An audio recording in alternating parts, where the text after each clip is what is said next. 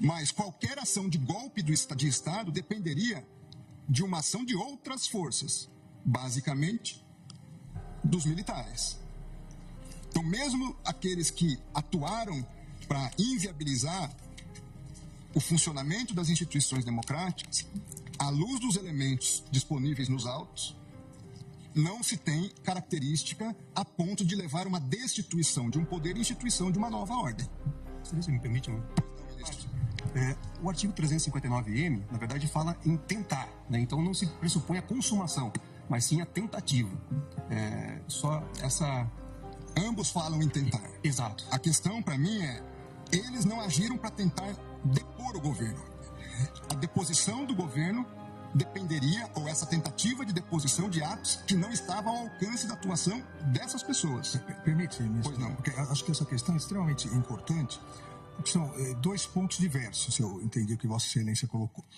Ao dizer que eles não, ao alcance deles, não estavam instrumentos possíveis para o golpe de Estado, então aí seria caso de absolvição.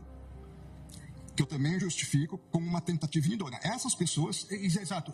Então, aí seria absolvição. Uma outra questão que eu acho que é mais importante do ponto de vista até para fixação de jurisprudência da Corte é a absorção ou não.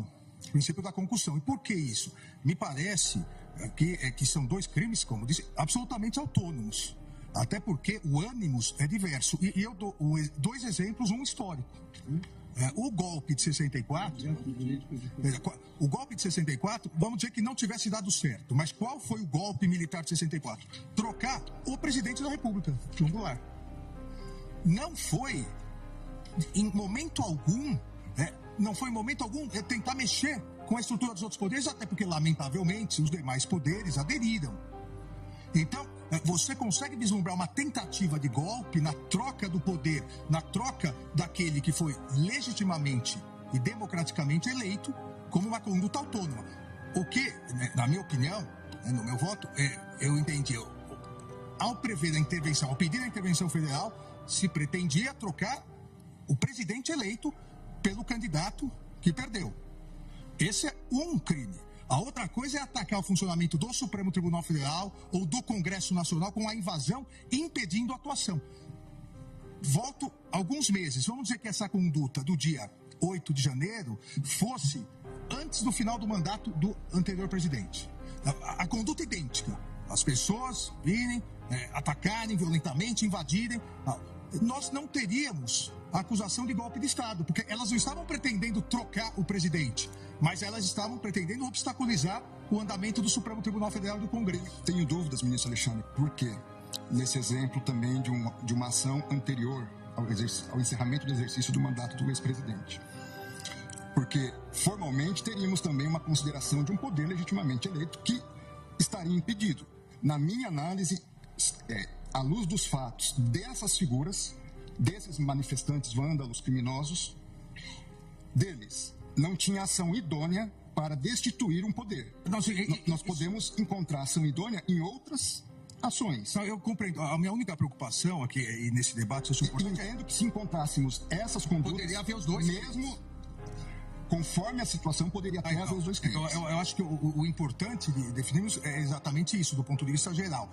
Os dois crimes podem coexistir em concurso material, dependendo da circunstância. Veja, nós estamos tratando pela primeira vez da aplicação de uma norma penal com conceitos bastante indeterminados. De uma lei extremamente nova. Então você pega o conceito. O que é Estado Democrático de Direito? É um conceito amplo, onde nós podemos, em alguma medida, encaixar várias questões. Foi a primeira vez que nós tivemos manifestações violentas em Brasília? Não. Nós já tivemos invasão do Congresso Nacional violenta. Nós já tivemos ministérios aqui postos com incêndio, fogo. Nós já tivemos outras manifestações violentas. É verdade que penso que foi a primeira vez no Supremo Tribunal Federal. Foi. Mas em outros contextos, não. 5 coronéis comandantes da PM estão presos. Exatamente porque desde o final das eleições se comunicavam por zap, dizendo exatamente que iriam preparar uma forma de, havendo manifestação, a Polícia Militar não reagir. Então, claramente, a Polícia Militar, eu também fui ministro da Justiça e sabemos nós dois, que o ministro da Justiça não pode utilizar a Força Nacional se não houver autorização do governo do Distrito Federal, porque isso fere o princípio federal. Não em relação aos prédios federais.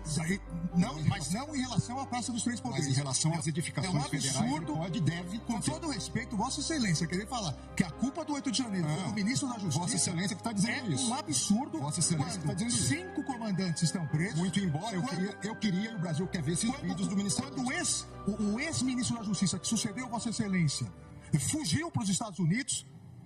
Fugiu, eu sou advogado de ninguém e jogou o celular dele no lixo. Eu não sou advogado de preso. E agora Vossa Excelência vem no plenário do Supremo Tribunal Federal, que foi destruído, para dizer que houve uma conspiração do governo contra o próprio governo. Tem Não coloque palavras na minha boca. Não coloque palavras na minha boca. Não coloque palavras na minha boca. Tenha dó.